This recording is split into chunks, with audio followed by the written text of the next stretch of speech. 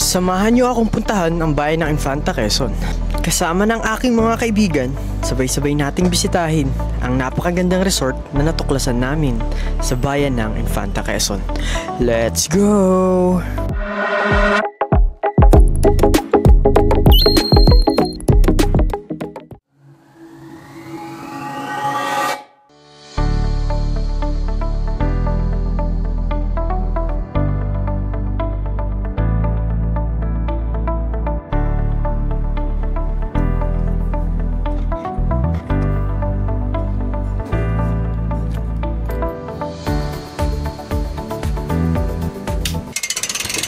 Time check, 3:10 AM. So dadaanan na lang nila ako sa Kitaan since along the way naman yung dadaanan. Since nag-message na sila sa akin na pupunta na sila, heto na, pupuntahan ko na yung hintayan namin. Habang naglalakad ako papunta sa Kitaan namin, nag-try muna akong mag-shoot ng random videos dito sa nilalakaran ko. At syempre, kukuha na rin ako ng drone shot kahit papaano.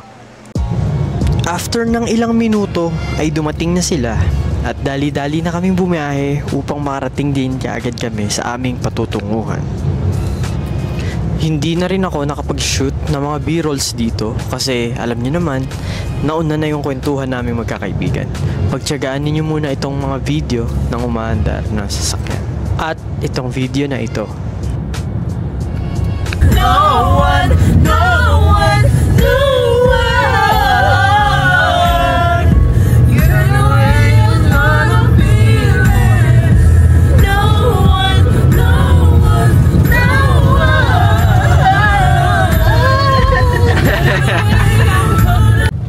Yung mga tao kanina, sila ang makakasama natin sa Infanta. Habang binabaybay namin ang Rizal, may naalala akong balita. Ngayong araw din pala papasok ang Bagyong Ramil. So basically, sasalubungin namin ang paglandfall nito. Nilook forward kong marami kaming hindi magagawang nakaplano. Pero anong saysay ng adventure na gagawin namin kung sumasang-ayon lagi sa amin ang panahon? Minsan kailangan natin ituloy pa rin kahit hindi umaayon ang panahon. So ganoon ang ginawa namin. Ano ang mga nangyari? Ayan ang dapat nating tutukan sa video na ito.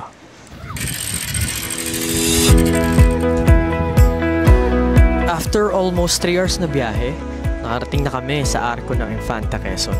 Kung mapapansin niyo ay medyo may fog sa lugar na ito. Para kaming umakyat ng Baguio. Sa kasamaang palad, hindi kami nagtagal sa labas dahil sobrang lamig at may pabugso-bugsong ulan. Nagkataon lang na medyo mahina yung ambon kaya kami nakapag-picture na magkaasama. After namin sumaglit sa arko ng Infanta, nagmadali na kami sumakay dahil sobrang lamig ng panahon dito.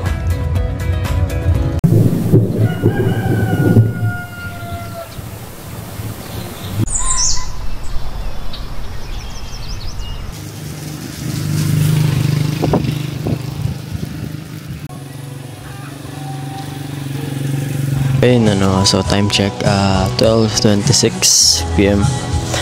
Okay, so ayun nga, so andito na tayo ngayon sa Infanta, Quezon, sa bahay ng kaklase ko na si Darwin.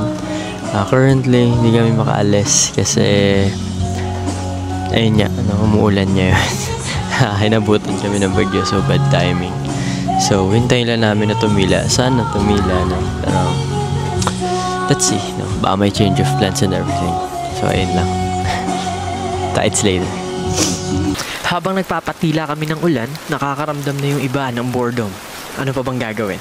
E di syempre, magmamandatory grouping muna kami. Nang bahagyang tumigil ang ulan, ay hindi na namin pinalagpas ang pagkakataon at nagpahatid na kami ng tricycle.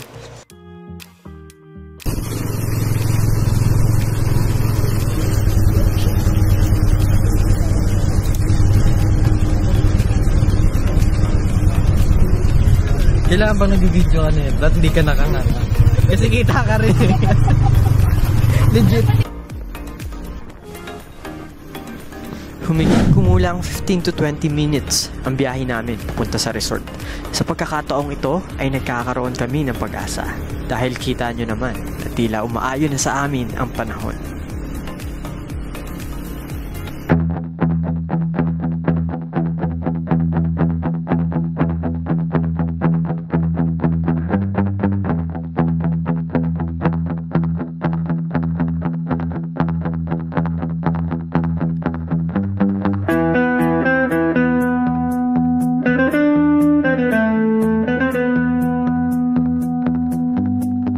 Nakarating na din kami sa resort.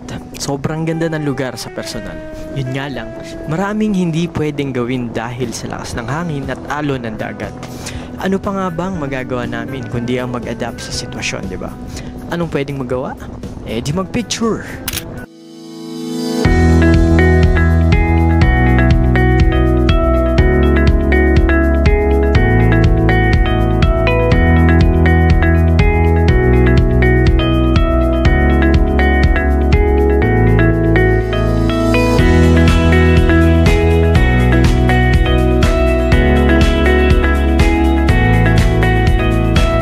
Pagkatapos naming mag-picture, ay syempre hindi mawawala ang main event sa gala.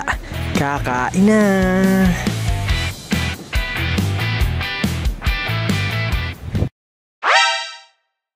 Habang kumakain kami, ay bigla kaming sinalubong ng bagyong Ramil. Dahil dito ay napilitan kami lumipat sa mas malaking cottage. Waterproof yan.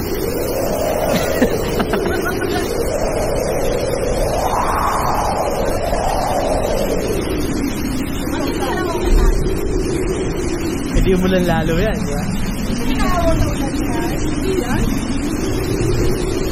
pa nga magagawin natin? Pagkatapos ng malakas na pagbuhos ng ulan, ay agad-agad kaming pumunta sa tabing dagat. Pinuntahan namin ito para tignan kung ano pa ang mga magagawa namin. Pero dahil sa sama ng panahon at lakas ng hangin, kanselado ang mga water activities na nakaplano. Okay. Ano yung lagay na panahon natin? For today's video, guys, ang goal natin ay Wala ko dun. paputiin ang lahat ng buhangin dito. Adaptability is the simple secret of survival. So kanya-kanyang paraan para ma-enjoy ang dagat. Instead na mainis dahil sa bagyo, humanap na lang kami ng ikaka-enjoy namin gawin dito. Nandyan yung kwentuhan, nandyan din yung kulitan. Kagaya nitong ginagawa namin.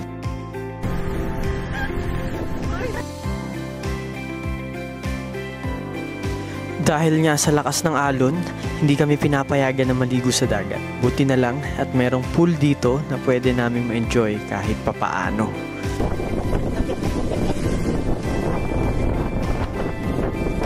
Dahil limitado lang ang nagagawa namin dito sa pool, ay nagdesisyon na kaming magbanlaw at magpunta ulit sa dagat. Paalam, kaibigan! Hanggang sa muli! Paalam! Na-enjoy naman namin yung pagpunta rito. Iyon nga lang, marami kaming hindi nagawang nakaplano. Sulit ba? Okay lang. Na-enjoy ba namin? Oo naman. Ang mahalaga, nagkasama-sama ulit kami magkakaibigan kahit sobrang bilis lang ng panahon. Habang pabalik na ako sa cottage namin, ay nakasalubong ko si Kuya. Siya nga pala yung nag-assist sa amin dito sa resort. Kung mapapansin ninyo ay humihingi siya ng paumanhin sa akin dahil sa mga activities na hindi namin natuloy gawin. Okay lang yan, Kuya. Babalik pa naman kami sa susunod.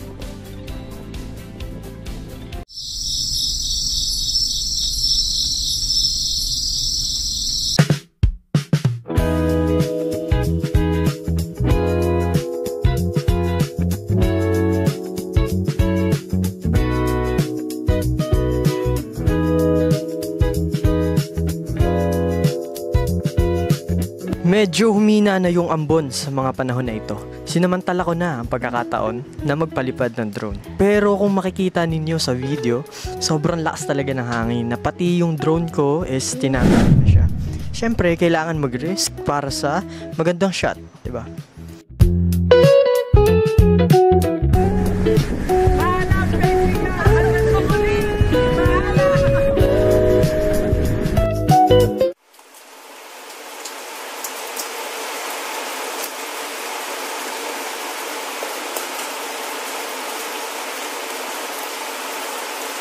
Napakasarap kumain pag may kasama. Ayan ang palagi kong naririnig sa karamihan, which is totoo naman.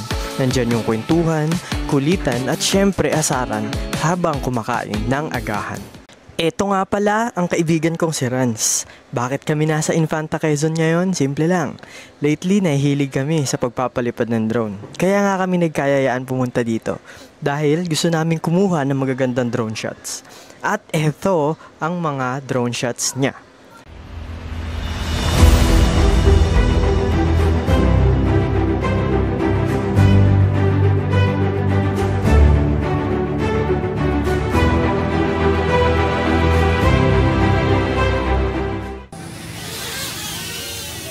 At dahil nagbabadya pa din ang masamang panahon dito, kailangan namin mag-impake kaagad para hindi masira ang drone.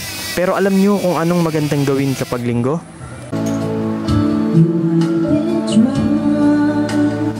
Siyempre ang magkaraoke. Yung tipong kahit binabagyo na kami, ay hindi kami magpapaawat para lang makakanta.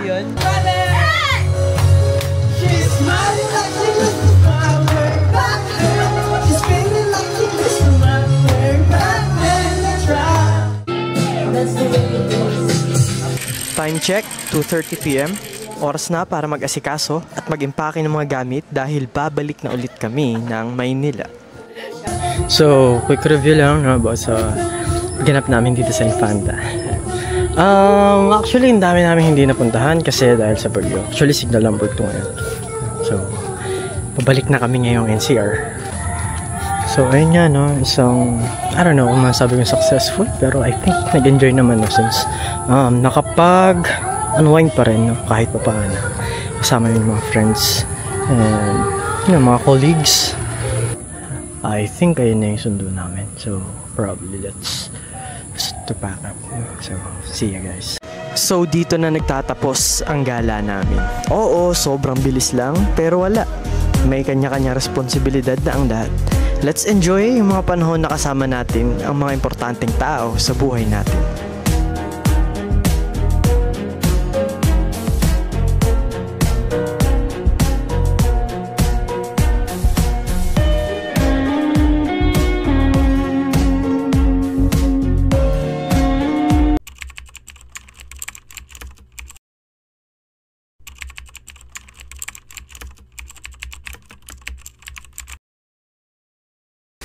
Nandito naman po tayo sa isang edisyon ng kagaguhan. Nangunguna sa listahan, Bea!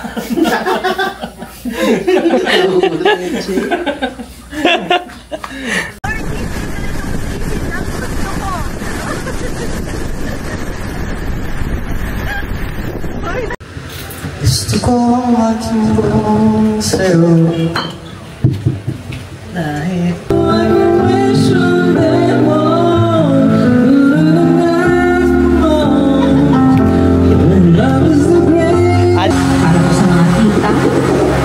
sa mga trentahin niya.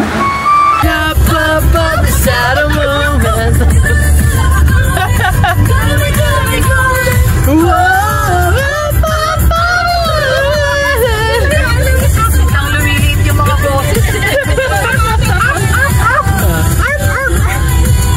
wrong thing, that's why I love her.